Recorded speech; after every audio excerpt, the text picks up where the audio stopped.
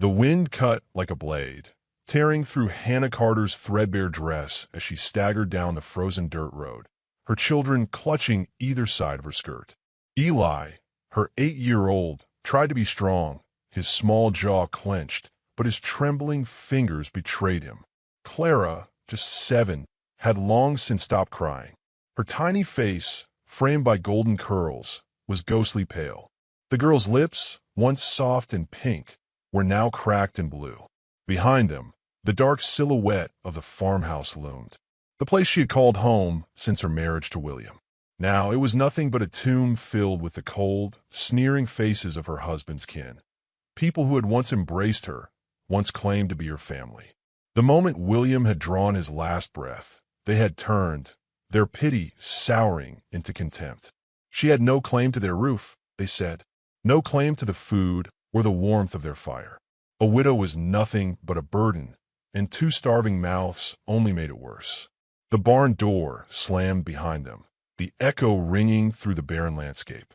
Snow churned beneath their feet as Hannah trudged forward, her boots barely holding together. She didn't know where they were going.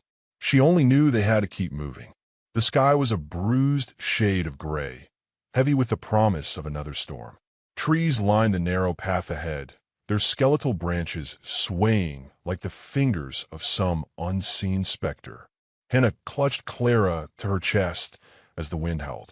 Every step forward felt like a battle against the earth itself, as if the land had conspired with her in-laws to swallow her whole.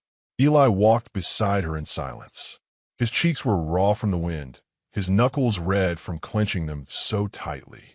He had not spoken since they were cast out, not even when his aunt had torn the blanket from his shoulders before slamming the door in his face. "I can carry her," Eli said suddenly, his voice hoarse. "You're tired." Hannah's heart clenched. He was only a boy, a child who should have been playing near the hearth, not offering to carry his sister through a wilderness that wanted them dead. She gave him a weak smile, shaking her head. "I'm all right, love. Just keep close." The road twisted, disappearing into the trees. The deeper they went, the quieter the world became. Only the crunch of ice beneath their feet and the rasp of their breath remained. By midday, their bodies ached, their stomachs churned with hunger. Hannah tried to focus on anything other than the gnawing emptiness clawing at her insides. But it was relentless.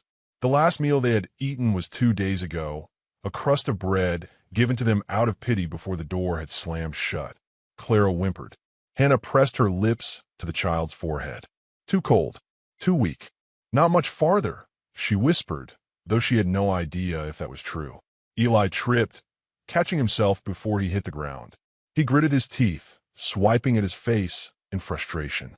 Hannah swallowed the lump in her throat. "We'll stop soon. Find some shelter."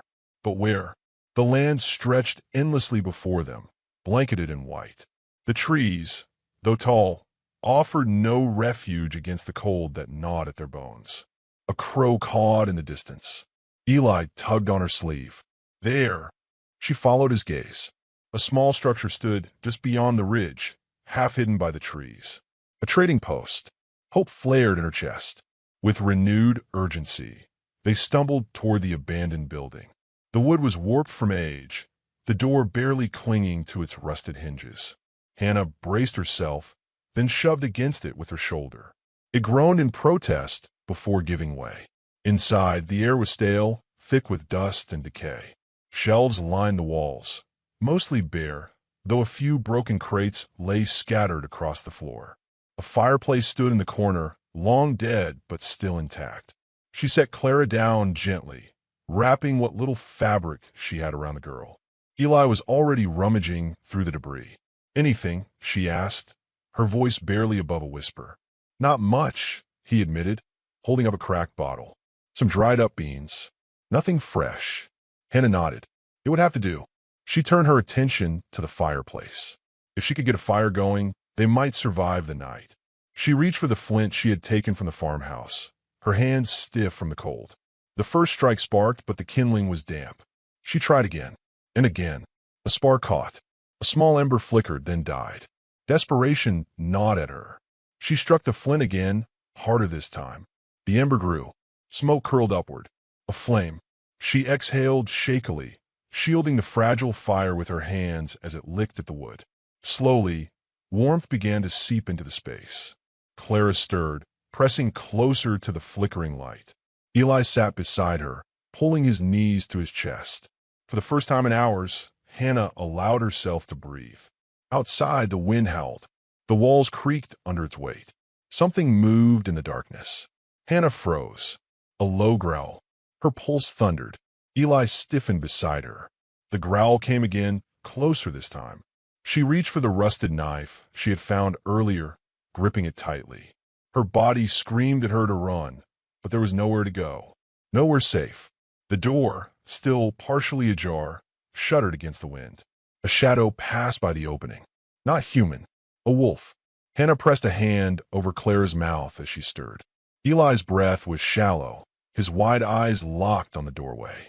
The wolf sniffed the air. Another gust of wind rattled the building, and the creature stepped forward. Hannah's grip tightened on the knife. If it came closer, if it lunged, she would fight. The wolf let out a low, rumbling snarl, eyes gleaming in the firelight. Its fur was thick, dusted with frost. It took another step. Then, as suddenly as it had appeared, it turned and slunk back into the night. Silence. Hannah exhaled shakily, her hands trembling. Eli swallowed hard. "Do you think it'll come back?" "I don't know," she admitted. They didn't sleep that night. The fire burned low, casting flickering shadows on the walls. The wind never stopped, and Hannah knew, deep in her bones, that this was only the beginning. Dawn broke over the horizon, painting the sky in muted golds and purples. As she stared at the rising sun, exhaustion pressing heavy on her shoulders, a shadow fell across the doorway. Tall, silent, a figure stood there, watching them. Her breath caught. Not a wolf, not a bandit. Something else. The stranger did not move, did not speak. But Hannah knew, without a doubt, everything was about to change. The man stood motionless in the doorway, his face shadowed beneath the low morning light. Hannah tensed, her heart hammering against her ribs as she clutched Clara tighter. Eli pressed against her side, his breath shallow, his fingers curling into the fabric of her dress. He was tall, broad-shouldered, his form wrapped in thick furs that carried the scent of earth and smoke. His long, dark hair was braided, resting against his chest, and his eyes, sharp, unyielding, studied them with quiet intensity. A bow was slung over his back, a knife strapped to his hip. He did not speak. Hannah's grip on the rusted knife tightened, though she knew it was a feeble defense against a man like this. The fire had burned low, flickering weakly between them, casting shadows that danced across his expressionless face. He could kill them if he wanted to. There would be no struggle worth mentioning, no chance to run. The silence stretched. Then, slowly, he reached into the folds of his furs and pulled something free. A small bundle. He took one step forward, placed it on the ground, and stepped back. Hannah hesitated, her body coiled with tension. The bundle lay there between them, wrapped in rough cloth. Eli shifted, his voice barely above a whisper. "What is it?" She didn't answer. She forced herself to move, inching forward, never taking her eyes off the man. Her fingers trembled as she reached out, peeling the cloth back. Dried meat, a flask of water, a gift. She swallowed hard, lifting her gaze. He was still watching, unmoving, unreadable. She expected a demand, some price to be named, a trade, an order, a warning. None came. She did not trust kindness. She had learned that kindness always came with a cost, that it was something people wielded like a tool, like a weapon, only to snatch it back when it suited them. But there was no cruelty in his gaze, no amusement, no malice, only quiet expectation. She exhaled slowly. "Thank you." He gave no sign that he had heard her. Instead, he turned, stepping back toward the door, as if satisfied with whatever unspoken decision had passed between them. "Wait," she blurted, surprising even herself. He paused, glancing back over his shoulder. Hannah hesitated. Her throat felt dry. The words lodged there, unwilling to form. She wanted to ask why. Why he had helped her. Why he had left them this offering instead of walking away. Instead, She found herself gripping the food tighter, as if it might disappear the moment he vanished. The man did not press her for words. He only nodded once before slipping back into the morning mist. She did not see him again for 2 days. The food lasted longer than expected, divided carefully between them. Clara grew stronger, her cheeks less hollow. Eli ate quietly, his gaze flicking toward the door every so often, waiting. Hannah told herself not to hope. The second time he appeared, she did not flinch. This time, he entered without hesitation, stepping inside as if he had already decided they were not a threat. The wind howled behind him, carrying the bitter sting of approaching snowfall. Hannah straightened, willing her voice not to waver. "Who are you?" He glanced at her, then at the fire, as if considering whether or not to answer. Finally, his voice broke the silence, rough-edged and low. Cheyenne. The name hung between them, unfamiliar yet solid. He crouched by the fire, holding his hands to the warmth, his movements slow, deliberate. Eli watched him with wary curiosity, his fingers tightening around his knees. Cheyenne's gaze drifted toward the boy. "You are strong." Eli blinked. The words, though simple, carried weight. Recognition. He sat a little straighter, nodding hesitantly. Hannah frowned. "Why are you helping us?" Cheyenne did not answer immediately. Instead, he reached into his satchel, pulling free a bundle of animal skins. Without a word, he handed them to her. Hannah hesitated, then took them. They were soft, thick, warm. She swallowed. "You're giving us this? You need it. Simple, certain, no expectation of repayment." She gripped the furs, feeling the heat of them against her frozen fingers. "I don't understand. You don't even know us." Cheyenne's gaze flickered toward the fire. "I know hunger." The words settled heavily between them. She studied him more closely then, the quiet way he held himself, the way he did not waste unnecessary movement, the sharp awareness in his eyes. A man who had seen more than he cared to speak of. Silence fell once more, but it was different now, less suffocating. When Cheyenne finally stood, adjusting the strap of his satchel, Hannah found herself speaking before she could think. "Where are you going?" He met her gaze, his expression as unreadable as ever. "Hunting." She hesitated. "Will you come back?" A beat of quiet passed. Then he nodded once. Eli, for the first time in days, smiled.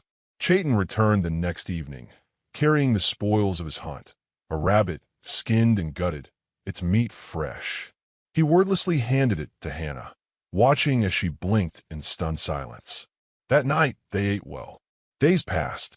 The snowfall thickened, blanketing the land in endless white. Cheyenne did not leave.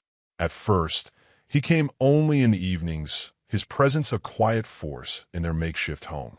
But as the winter deepened, as the cold became relentless, he stayed longer.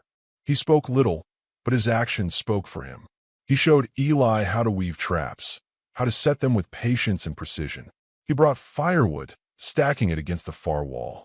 One evening, as Hannah struggled to sew a torn piece of cloth with numb fingers, Cheyenne took the needle from her hands and finished the work himself. She did not know what to make of him. The fear she had clung to, the distrust that had once burned so fiercely in her chest, was fading, replaced by something she could not yet name. Clara had taken to him quickly.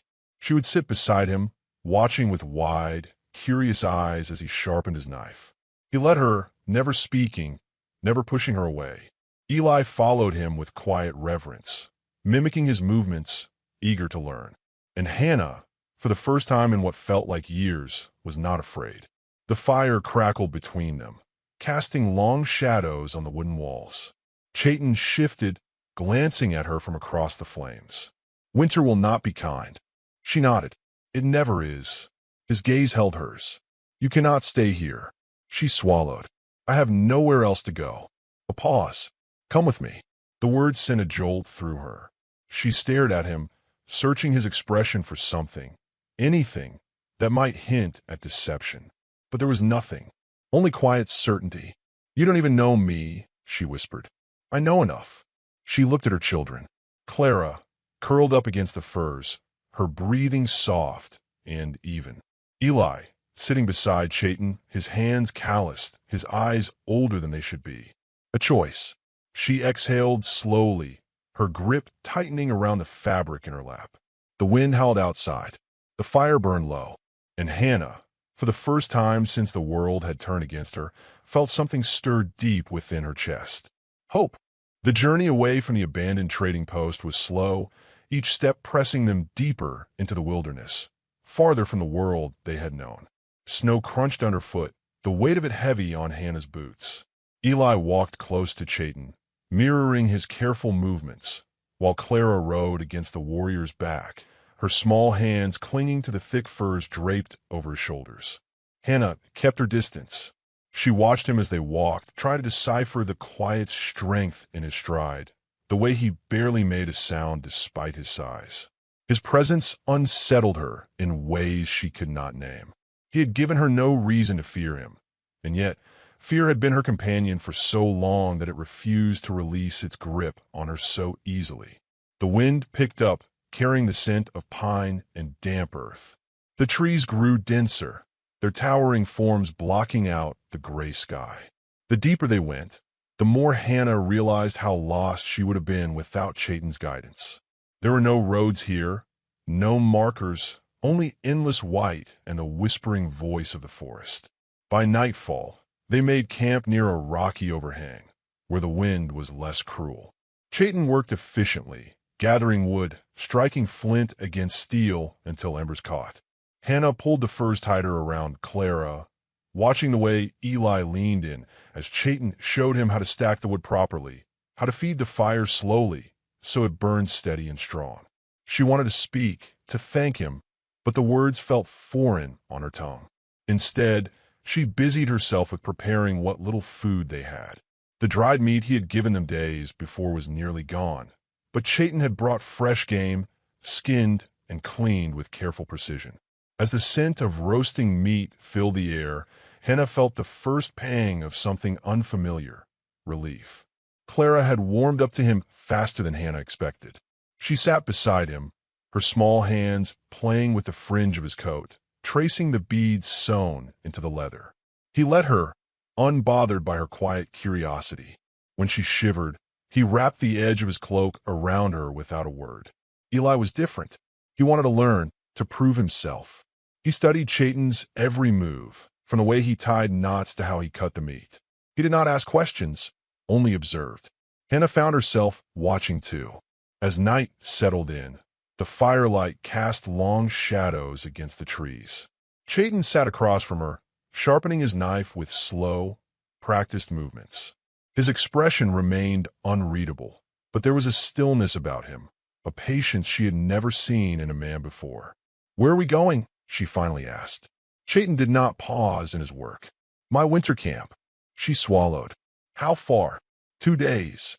The thought of traveling through the snow for 2 more days made her stomach twist, but she forced herself to nod. Clara had already drifted to sleep, curled beneath the blankets, while Eli sat up beside the fire, eyes heavy with exhaustion. Hannah reached out, brushing the hair from his forehead. "Sleep," she murmured. He shook his head stubbornly. "I'm not tired." Cheyenne glanced at him. "Rest is strength." Eli hesitated before nodding, stretching out beside Clara. Hannah waited until his breathing slowed before allowing herself to exhale. The night was quiet, save for the occasional crackle of the fire and the distant call of an owl. Hannah felt the weight of Cheyenne's gaze on her, steady and unwavering. "You do not trust me," he said finally. She stiffened. "I don't trust anyone." His eyes flickered with something unreadable. "Wise." She frowned. "Then why help us?" He was silent for a long moment, as if deciding whether or not to answer. Finally, he sheathed his knife and leaned forward, resting his forearms on his knees. "You are alone," he said simply. "I have seen what happens to those left to fend for themselves." She swallowed, her fingers curling into the blanket draped over her lap. "And what do you expect in return?" His expression did not change. Nothing. She wanted to believe him. But life had taught her that men never gave without expecting something in return. They sat in silence, the fire burning between them. The next day, the journey continued, the terrain growing harsher. Hannah's legs ached, her breath forming small clouds in the icy air. Cheyenne moved ahead of them, clearing the path, his presence a silent promise of safety. They reached a river by midday, its surface half frozen, jagged ice breaking apart where the current ran strong. Cheyenne studied it for a moment before stepping onto the ice, testing its strength. Hannah's heart pounded. "Is it safe?" He nodded. "Step where I step." She hesitated, then took Eli's hand. The ice creaked beneath them as they moved forward. Clara whimpered, burying her face in Hannah's shoulder. The river below roared, dark and merciless. Hannah forced herself to keep going, following in Cheyenne's exact footsteps. A crack split the air. Her stomach lurched. Eli gasped as the ice beneath his foot gave way. Hannah lunged, grabbing his arm just as Cheyenne moved, swift as a striking hawk.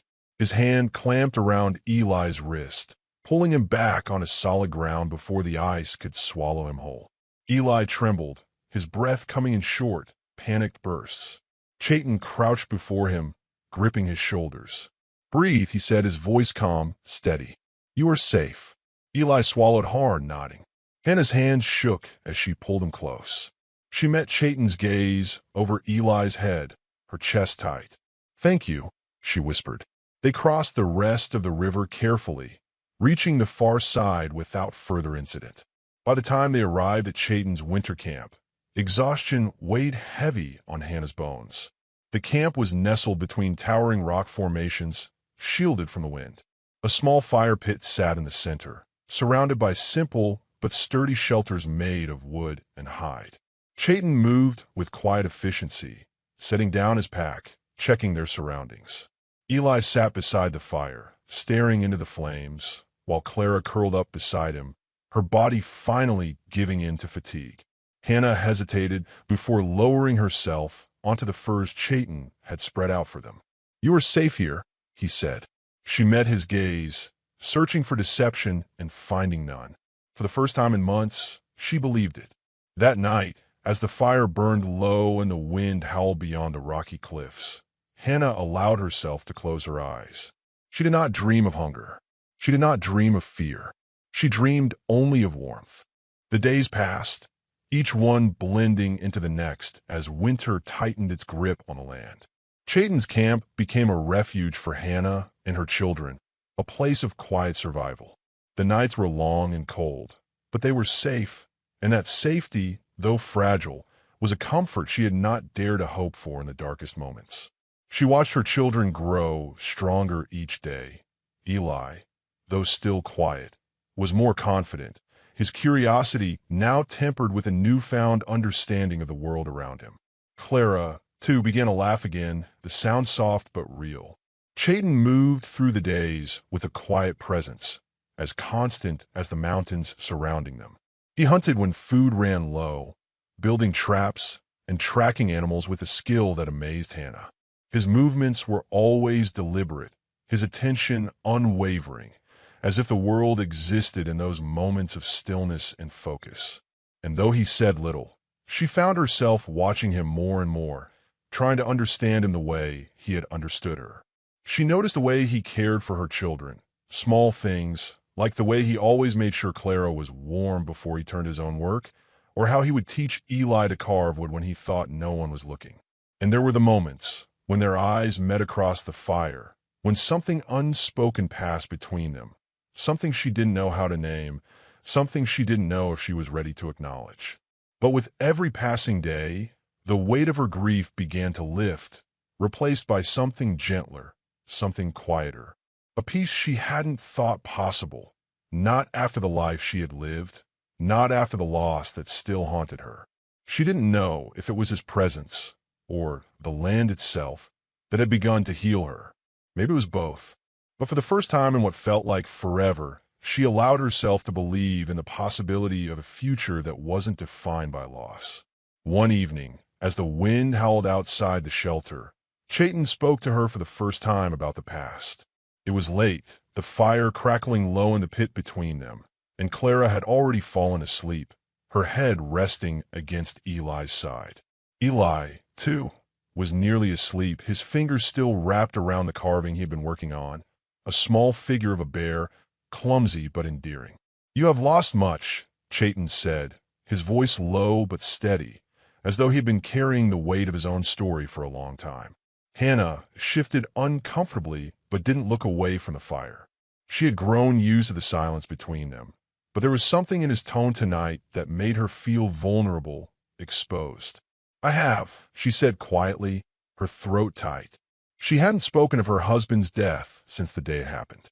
The wound was still raw, still too fresh to touch.